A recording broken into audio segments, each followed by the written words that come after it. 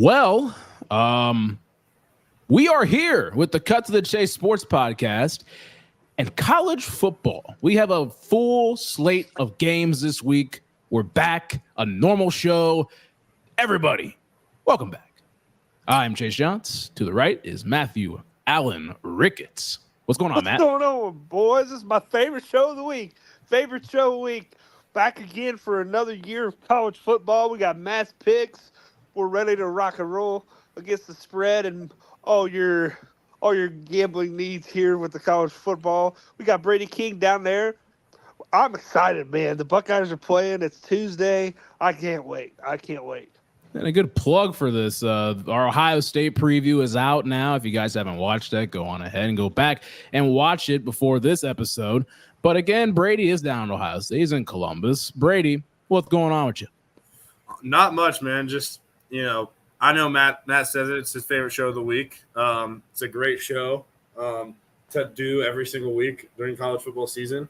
And I'm excited that we're finally here. Like, it seems like just yesterday we were, in Chase's basement previewing the Michigan game, the game week. And it's been a while since then. I don't think we did we probably previewed the Missouri game at some point. You know what? That's so far back right now that I can't even think that far. Yeah, so exactly. I don't even remember what I did 3 hours ago. That there is for now. This college football season. Yeah, big time. Again, we appreciate the support you guys have given us. If you guys are watching, please like, subscribe, comment, all that good stuff. And we'll continue forward with the show really quick. A lot of things have changed over these last 7-8 months, I'd say. What's an underlying storyline that you have going into not only week one, but for the entire season? I'll throw it down to Brady. What's something that is beneath the surface that needs to rise to sea level?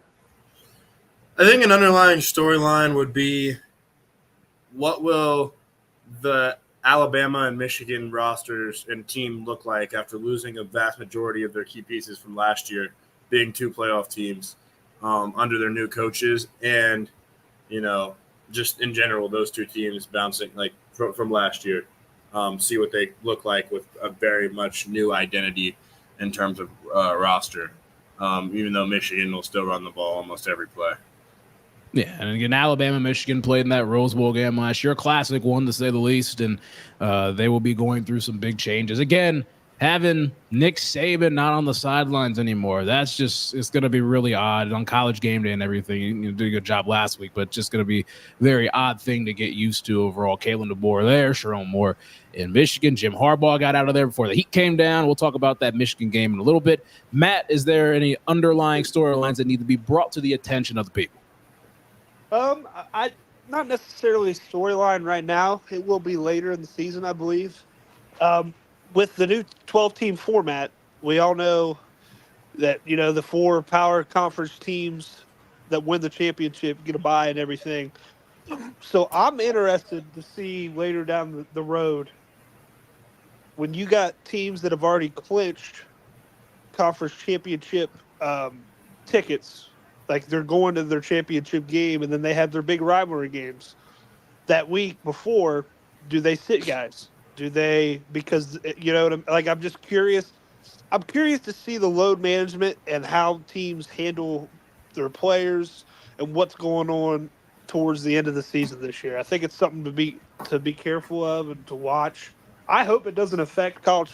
I hope it doesn't affect the regular season too much, but I just feel like we saw it, with like guys like Leonard Fournette and people sitting out of their bowl games. Now they don't matter, obviously, but we'll see if coaches try to keep their guys healthy for the automatic bid game the next week in the conference championship. You know what I mean? So I'm curious to see how coaches will manage the rosters towards the end of the year, especially the teams that have locked up conference championship appearances already going into that last week or two of the regular season. Regardless of if anything changes on that front or not, we're entering new waters when it comes to that. I mean, again, it's who's going to be the first team to do it. Someone's going to end up doing it. Okay, that's just the bottom line. Someone's going to do it, and who's going to be the first team, and is it going to be a huge trend that follows? is the biggest question. I think it's a great thing you present, Matt, and we will keep it. Before we move on, think about it like this.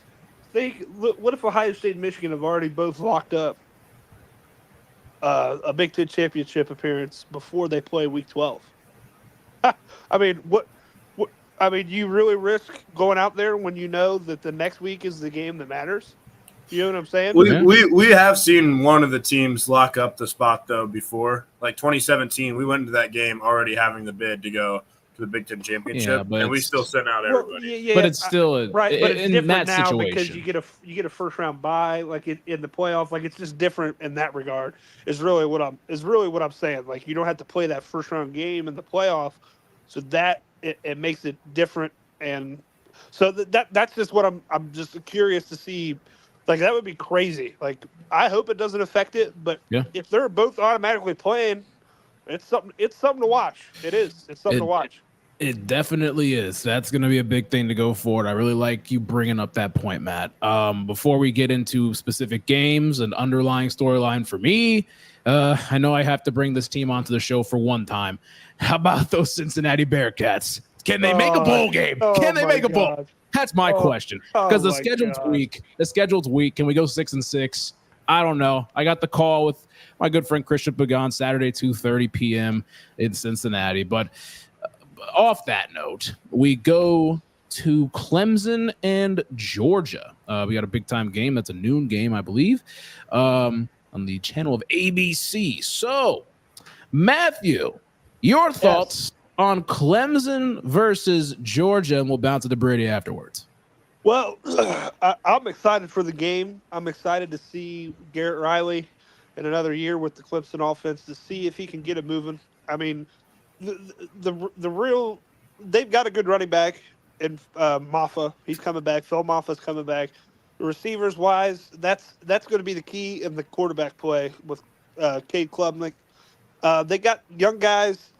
I think TJ Moore is his first name, and or TJ's his first name, Moore, and then Wesco is the young receivers that they have coming in this year. They have Antonio Williams coming back as well. So I'm curious to see how good their passing attack is for Clemson, to see if they can develop any sort of offense at all. Their defense is very, very sound, especially their front seven. Barrett Carter, Parker's back again. And they have another really good defensive lineman. Brady will be able to help me out. I can't remember his defensive end. Yeah. Parker and Barrett Carter, the two. Peter Woods. Yes, Peter Woods, the other one. So those guys coming back, they're going to have a very good defense, I believe. So I'm just curious to see if they have any sort of passing attack at all on offense. Georgia, obviously Carson Beck coming back. A lot of people think he's the best quarterback coming back, possibly the first round or the number 1 overall pick next year. Something to watch in this game, especially, is Georgia's running back depth.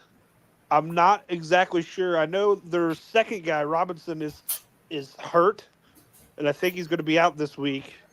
I don't know if Kirby has announced as of right now with Trevor Etienne, if he's going to be sitting week 1. He got a DUI in the offseason, so they've been talking about him being suspended for week 1 of this year, but I don't think Kirby has announced it yet. So something to watch there for Georgia is the running back depth in this game overall. They have Arian Smith and some other receivers coming back, so I'm not really too worried about Georgia's offense or their defense. Really, the big concern or the big main focus in this game for me is how well Clemson can throw the football down the field. I think that's going to be key, and if Clemson can keep this one close or not. We'll piggyback off Clemson being able to throw the football. Brady, your thoughts on Cade Klubnik? And we already have talked a little bit in the preseason about Carson Beck, but we haven't really touched on Cade Klubnik. What are your initial thoughts on this matchup? How he is as a player? What do you think? Yeah, I mean, I liked Cade Klubnik a lot coming out of high school. Elite 11 MVP, won like 2 state championships in the highest division of football in Texas. So he had that like moment in high school to where you had people thinking he was the next great Clemson quarterback. And then he starts last year, has a subpar year at best.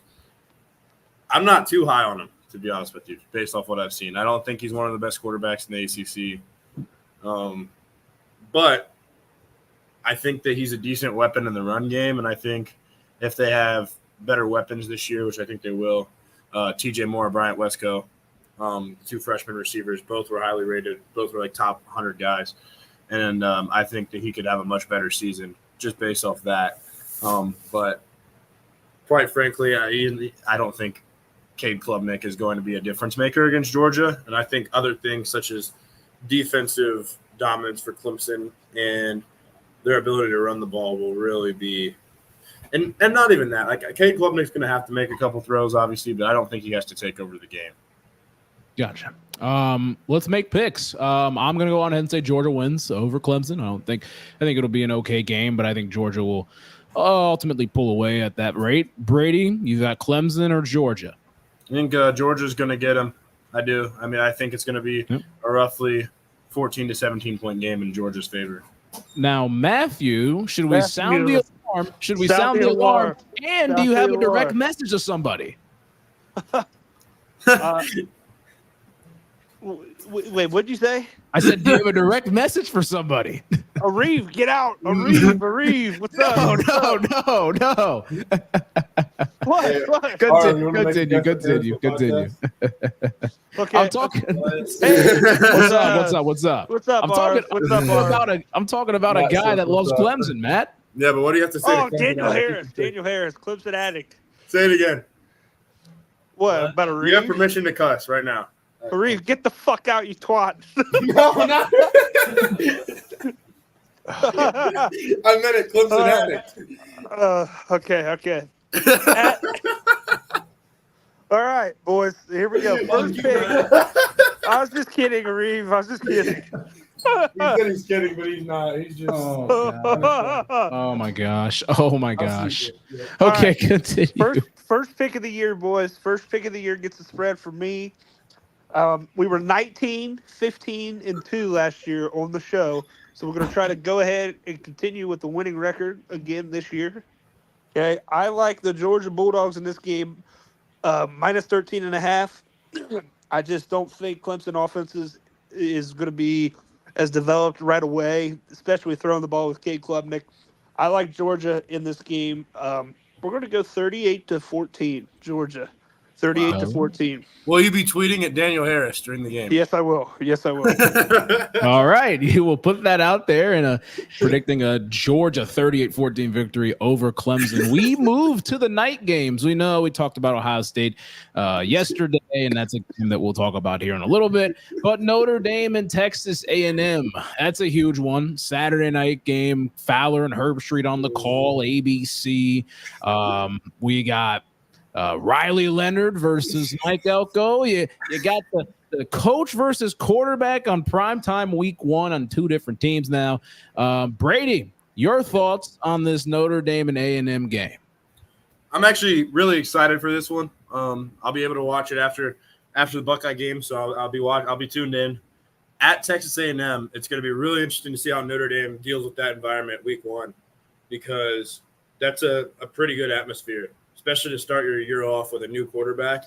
And I'm really excited to see Riley Leonard play for a big program, because Riley Leonard, out of all the smaller Power 5 schools, I believe was not smaller schools, but smaller football schools, was probably one of the top quarterbacks out of that group of schools. If you're not counting North Carolina as a small school with Drake May, Riley might have been the best one, best quarterback at a subpar school. So to see him go to that level, to Notre Dame, I want to see what he does in that offense. And I'm also really excited to see their running backs play. They had young running back talent last year with Jeremiah Love.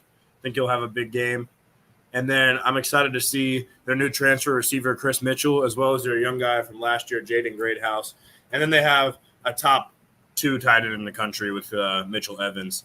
And not to mention their defensive tackle duo is nasty as well. So they're going to have a great no shortage of talent for this game. And I didn't even mention their best player. Their DB unit's great too. Benjamin Morrison, top 3 cornerback in the country. And then Xavier Watts was the Bronco Nagurski Award winner last year as the top, that might have been a stretch in my opinion, but he's a really good safety. So yeah, they've got a squad. They definitely do. And again, Notre Dame plays a very weak schedule themselves. So if they can get through this game, they have a very good chance of potentially going undefeated with a lot of home games against some tougher opponents down the stretch. And A&M has a lot of talent, but it's just unknown talent. So there's not much I can say other than I agree. Let's see if it comes out onto the field. I'm right with Brady here. In terms of Texas A&M is talented, but dude, I mean, there's a bunch of no names over there. Go make a name for yourself. And I feel like every year, I do like Elko. I think that's going to be interesting to see Duke's coach versus Riley Leonard on the other side. You know? So that's an interesting. That's a crazy storyline. Yeah, that's an interesting dynamic here for this game. I don't think it will matter too much. I really like Notre Dame this year. I think I like them more than last year's team. Yeah. You know, it feels like they're a little less hyped for some reason. I don't know why. Yeah. It felt like I guess maybe Notre Dame felt like they were more hyped last year coming into our game because they just kicked the shit out of everybody the first 3 weeks before we played them. Yeah. So, but Riley Leonard's a really good player. Defensively, Xavier Watson, Benjamin Morrison are really, really good. I just think Notre Dame has I mean, you talked about their schedule. They believe they go to USC and Florida State's at home. So they have Florida State at home and USC. And other than that, their schedule is very well. They do play Georgia Tech. Now, I forgot about that. So Georgia Tech kind of made a name for themselves. So that's not a slouch either. But I just feel like they have a really manageable schedule, and I like Notre Dame a lot this year. I actually think Jeremiah Love is going to end up being one of the best backs in college football this season. I do. I think he's really. I think he's really talented, and he made me nervous last year a few times, not because against us. I'm just saying I was worried that watching him beforehand in the other games before us, I was like, oh boy, this is somebody we have to watch out for. He could make a big play against us. He didn't end up doing it, but I was like, damn, this guy's explosive. I think he could be really good in the future. Now, Matt, do you love Notre Dame enough to make them a Matt's pick this week? I do love Notre Dame enough to make them a Matt's pick this week. They are dogs, road dogs. Texas A&M is favored by 3 points. Texas A&M -3. I like the Notre Dame money line in this game. I think they win outright. I just feel like every year Texas A&M is ranked because they recruit so well, and then they end up just shitting the bed at some point, and they always shit the bed. So Texas A&M, I do like Elko, and I think here in a few years they might be moving in the right direction. But I just don't see them beating Notre Dame at all. I think Notre Dame handles this game. I think it's 24-13 Notre Dame win. I actually think that's a great Matt's pick. All right. I think and we're rocking with it, Brady, huh? Notre Dame wins. Okay. I think Notre Dame wins. I think it's just too much. There's too much proven talent there for Texas A&M to win, even at home. And I've got Notre Dame by maybe at least a touchdown. Yeah, I'll agree. I say Notre Dame. They have a lot to prove this year. I think, like your guys were mentioning last year when they played Ohio State in week 4, there was a lot of buildup and everything. And you know, they ended up losing a heartbreaker in that run. And then just the rest of the season was kind of odd in that way. But I think they're going to come back ready for vengeance and take advantage of the schedule that they have. And I think they're going to have a really good season. And it started Saturday night with a win over Texas A&M. Now, the team that won the national championship last year, as we could put an asterisk by it if we want to, or we might have to actually going into the future. So Michigan, all right. They play Fresno State. It's a Saturday night game, 7:30 p.m. on NBCR. Good friend Noah Eagle will be on the call for that. Everything's different. Everything is different for Michigan this year. That's all we got to say. Bunch of coaches left. Bunch of players got drafted. A lot of people left before the heat came down. And I want to swing it over to Matt with this. Like, what are we going to expect from this Michigan team? I know we're thinking about running the football and everything else, but like what do you think the vibe around this team is? I think their vibe is really good for them. Not from the outsider's perspective. I don't think it's. I think their quarterback I think they're bought in. I think they're going to be a solid football team again this year. I just think their schedule's so tough that I don't necessarily think they could be a playoff team this year. Now, they have the schedule to make the playoff, but it's such a tough schedule. I mean, they're playing, I believe, at least 4 or 5 ranked teams on their schedule right as of now. So, but the thing I'm most interested in is Alex Orji or whoever the hell they end up. I think did they announce it was Orji yet? Because it was supposed to be this week, I think. He's going to be named the starter on Thursday, but Right. It's going to be Orji. Yeah. So, I'm always about. I feel like when you get this deep into camp, it should have already been named. So, just if you think about recent history, I mean, if you get this far and you don't have a quarterback named, do you have one? Do you have anybody good? I mean, Yeah. how, you know what I mean? Somebody should have already popped by now, and maybe they've already known and they just haven't said it to the media. I guess that's possible, Yeah. but I find it hard to believe. So I'm excited to watch Alex Orji because I don't think he's going to be very good throwing the football. I don't at all. I think it's going to limit them tremendously on offense. He is good with his feet, and I do think that's an area where Michigan has exploited opponents, especially in the last few years, where JJ would get outside the pocket and extend plays in the throw game with his feet. He wasn't a blazing runner. He's not the runner that Orji was, especially like in design run game, but he was very, very good in the pocket and extending plays and making passes outside of the pocket. So I do think that's something that could be a huge weapon again for Michigan. But I'm excited to see the offense and the development with the new quarterback at the helm. Their defense is going to be great, especially against. It's not so much this game that I'm really excited to watch. It's more so just to see them because Fresno State, they're 3 touchdown favorites. They should be able to handle them pretty easily. I'm just excited to see the Michigan development on offense with the quarterback this year. Again, winning the line of scrimmage means you win a lot of football games, and that's just how Michigan's played football over the last few years, and it's been successful football, we would say, in that regard. Brady, your thoughts on this Michigan thing going forward? Again, it's, there's been the whole situation that's been going with the Connor Stallions. I believe the doc drops tonight, I think. It dropped last night. Or did it drop last night? Last night. I'm getting my days confused, man, because I'm just. No. It dropped last night at midnight, so it was today. Okay, so technically it was today, yeah. but a lot of people, he's been lying in there. It's full of shit. They're all full of shit. What's it on? What streaming I think service it's Netflix. It's Netflix. Oh, shoot. Okay, I'm about to watch that later tonight. Okay. Off that joint, we'll keep it on the football field. Brady, Michigan thoughts? Yeah, I mean, it's going to be interesting to see them this year with the revamped roster. I mean, they still have a couple of their top guys like Mason Graham and Will Johnson. But it's going to be interesting to see what their new O-line looks like. They lose a lot of guys. You should see a drop-off there. Pretty sure they lost them all. I think they lost them all. Yeah, I mean, there's no doubt you're going to see a drop-off at O-line. Mm-hmm. It's going to be interesting to see their quarterback play. By interesting, I don't believe in Alex Orji personally. 44% completion percentage in high school, hasn't thrown a college pass. Their receivers are subpar, so they're going to rely on the run game again, including him. Very fast, one of the more athletic quarterbacks in the country. They're basically going to have a wildcat quarterback in the entire game. So it's going to be interesting to see his top weapon for sure in the passing game is going to be Colston Loveland, a tight end. And then again, their defense should be one of the better defenses in the country. I think this could get interesting. I don't think this is a gimme game for Michigan. I think Fresno State has had solid years. Now, I'm not going to sit here and act like I've watched a lot of Fresno State film for this year, but knowing their program, you never know. It could get interesting.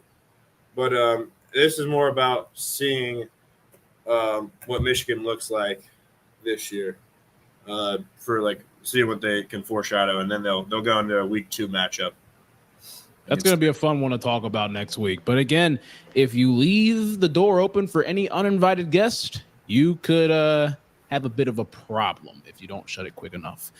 Michigan wins this game. How much are we thinking? How much? Like, what's the differential? What do you know? 31-7. Okay, Brady. I think they'll win 24-3. Okay, and I'm not giving a score prediction. My mind is out there. So, 3 games on Saturday we talked about. A little Sunday night football tease. Isn't that interesting with college football on that, Mark? I am cool with you doing that. Because, hey, this is a good game that we got on our hands. We got LSU and USC, 2 new quarterbacks taking over the top 2 overall picks. Actually, Caleb Williams and Jaden Daniels are in the National Football League. They'll play each other week 8. But now we got 2 quarterbacks stepping in for those guys. Big shoes to fill. Brady, let's kick this thing off. Vegas, you've got LSU, you got USC, you got 2 guys that can throw the football around the yard. What are your thoughts on these 2 guys that have the arm talent? Yeah, I think they're both guys that I've been watching. I've been keeping in the back of my head since recruiting because I knew who they were coming out of high school, and I knew their situation that they were going to have to wait behind. Well, in Miller's case, a guy his same exact age, although he went 3 and out. So I knew if he was going to stay there, he was going to have to wait till his senior year. And then with Jaden Daniels coming in, Garrett Nussmeier battled him at the beginning, and it was a close battle in 2022. And then Daniels wins that battle, but Garrett decides to stay for the following 2 years as the backup. And then he got his opportunity. The first time he got real playing time was in the SEC title game in 2022 when they were getting stomped on by Georgia. And he came in and he threw a bomb down the field to Malik Neighbors for a touchdown on Keely Ringo. And you could just see that he had that arm talent to play. And then last year against Wisconsin, he starts, and he has a humongous game and has a comeback victory. They were down 14 to Wisconsin most of that game. And then in terms of Miller Moss, I wasn't sure what to expect. I was under the impression that he wouldn't even start this year most of last year with Malachi Nelson there. But Malachi then transfers because Miller Moss throws 5. I think it was 6. Yeah, he threw 6 touchdowns against Louisville in the Holiday Bowl, and that made USC very content with playing him. So Miller Moss has also proven that he can be a good quarterback. So, and the other thing is with their numbers, these 2 defenses suck. I mean, there's no other way to put it. These 2 now USC's defense could improve, but as of right now, their defense is awful, and LSU's defense was awful. So you can see a really exciting, high-scoring game here. Yeah, fireworks in Vegas. You couldn't ask for more. But I have to say to Matt, Brady, we've talked about this guy before. Actually, the 3 of us have talked about this guy before. The explosiveness. Zachariah Branch. Zachariah Branch. Just how do you encapsulate it? Because it's hard. It's hard. It really is hard. I mean, you watch him. You look at him last year against San Jose State. That first game, we were all watching. It was week 0. Yeah, I was like, "Damn, is that Reggie Bush back here?" This is what it looks like. Lightning in a bottle. He's returning kicks. Both of the brothers, I think his brother's name is Ty Branch, maybe. Zion Branch. That's right. They just signed with Jordan, the first. Wow. Yes, first football players to make a Jordan deal. It's crazy. So, I'm excited for USC and Zachariah Branch. I think USC is going to surprise some people in their first year. I think Miller Moss is pretty good. I'm not exactly sure, how good the defense is going to be, but it can't get much freaking worse. I mean, these guys suck. These guys are ass. So I would have to say that it's got to get better. I mean, it can't get any worse. I think they fired Grinch, right? So yes, they needed to.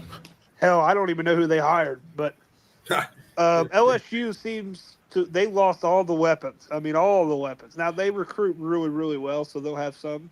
But to be honest, I know nobody other than their very, very good offensive lineman, Campbell, Will, and Nussmeier. I know nobody. Are you talking about offensively or a team as a whole? Yes, offensively. Offensively, Yeah. So I agree for the most part. Yeah. So we'll see, but I'm excited to see Miller Moss in the Big Ten. You'll start to learn some more names as we keep going on. That's the beauty of the college football season, is that there's some transfers, some freshmen, some guys who are getting their chance, and we'll get to see who gets to show out in week 1 and throughout the season. LSU or USC? I'm taking LSU in this one. Who do you got, Brady?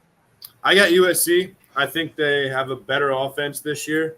and I'm going to assume they take a little bit of a decent defensive leap. So, again, like Matt's doing, I got the fight on going on. I think they've got better offensive weapons than LSU does this year. Trojans 34, Tigers 26. A little good Sunday night classic before the real thing happens. There you go. All right. And then that's only 2 of Matt's picks. The third Matt pick. Matt pick. Here we go, guys. I know it's crazy. I wasn't going to do it. I wasn't going to do it at 50.5. But you did. But I got home today and I checked it and it dropped to 48.5. I said, hell. We're throwing it on there for week 1, baby. The Buckeyes are covering against the Akron Mighty Zips. 7 touchdowns. They're going to win by 7 touchdowns, 52-3. That's a cover right there. 49 points right there. The Buckeyes roll. There's your Matt's picks this week. Notre Dame money line. Georgia minus 13.5. The Buckeyes of Ohio State, national championship bound, minus 48.5. The man, the myth, the legend, Matthew Allen Ricketts. The greatest center in Kenton Ridge history, Matthew Allen Ricketts. The drunkest guy I ever seen before, Matthew Allen Whoa. I'm sorry. Hey, I was going on a tangent there, but hey, I digress. All right.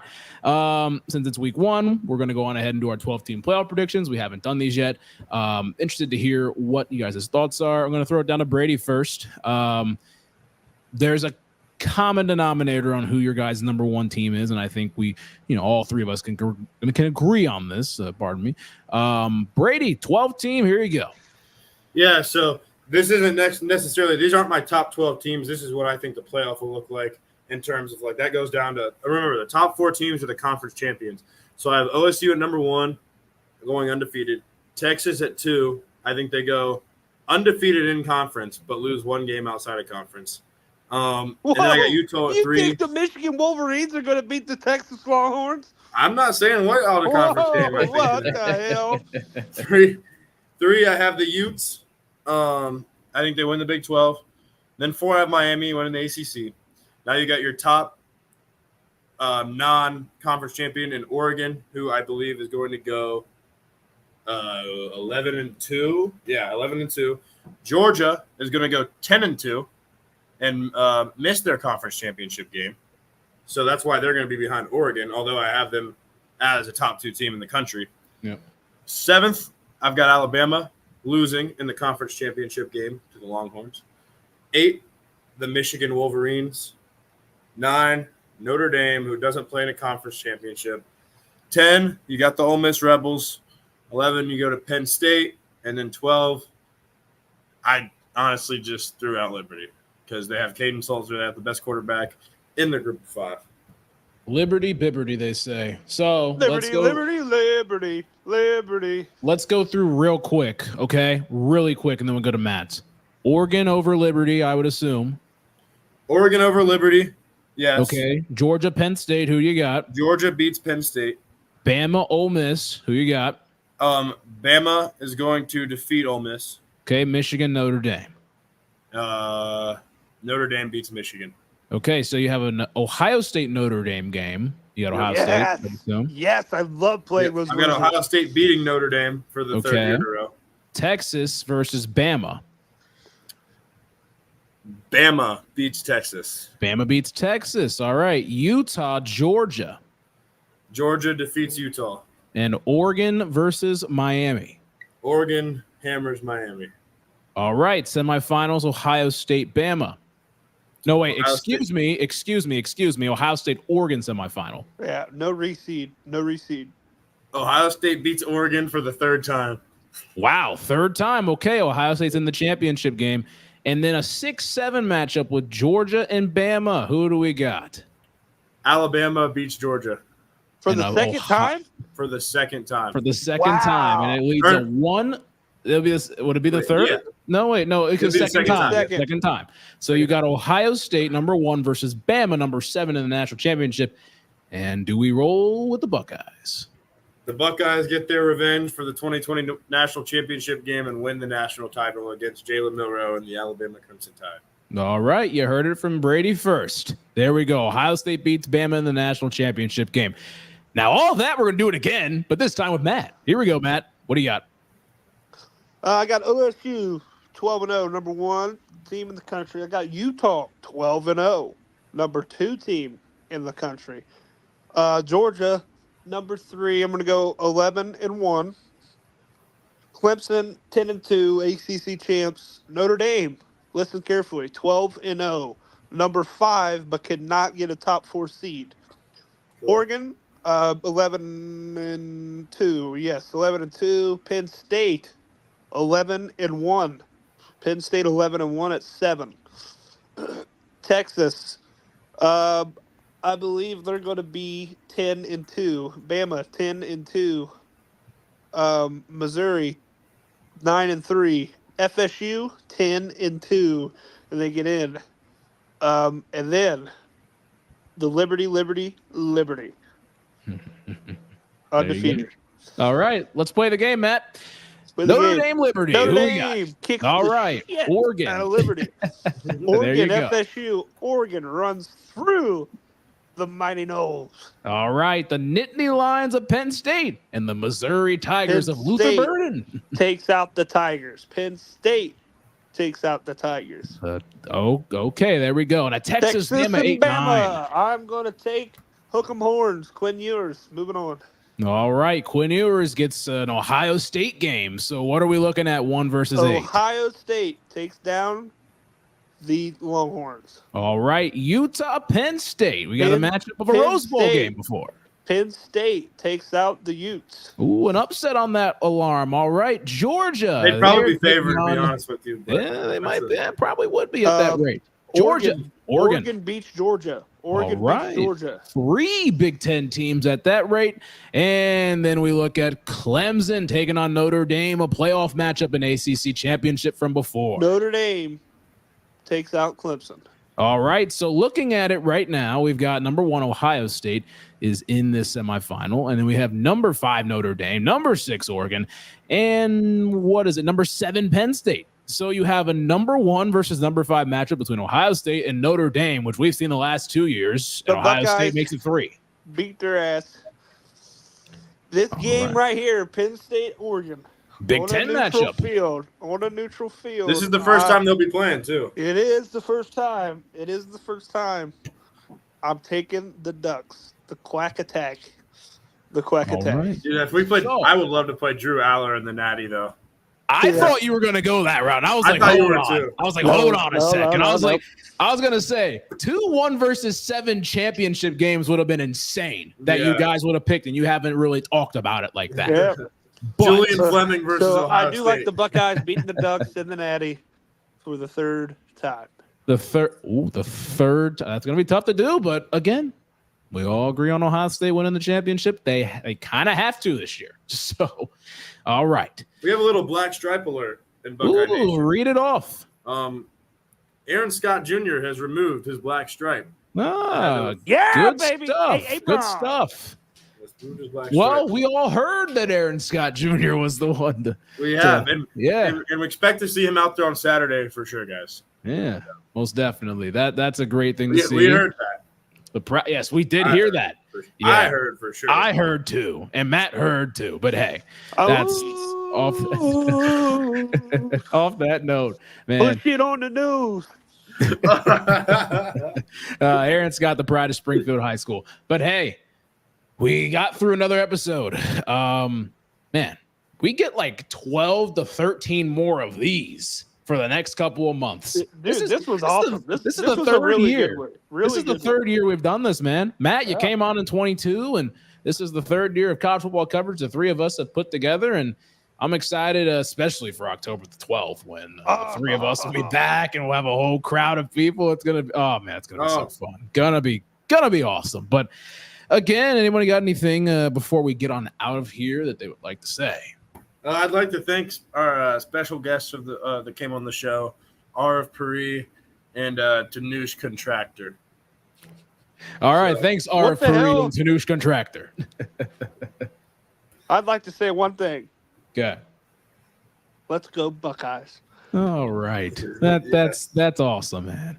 I mean, again, we are Buckeye fans, and that's a big thing for us.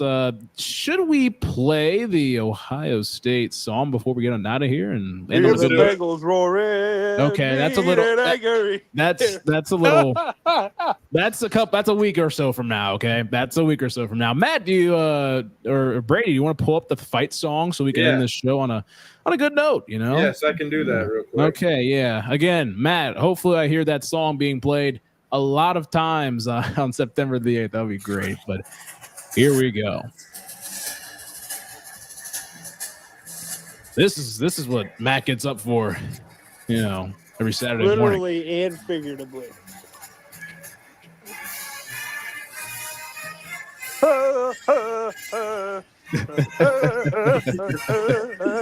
Oh man. Well, I can even prove it to you. Ohio State house shoes. Gotta love it. Akron, Ohio State is 3:30 on CBS Saturday. And again, so many good things going on for college football. Excited to see what the new thing looks like. For that being said, Matt Ricketts, Brady King, and Chase Johnson. We'll see you guys on the other side next week. See you guys.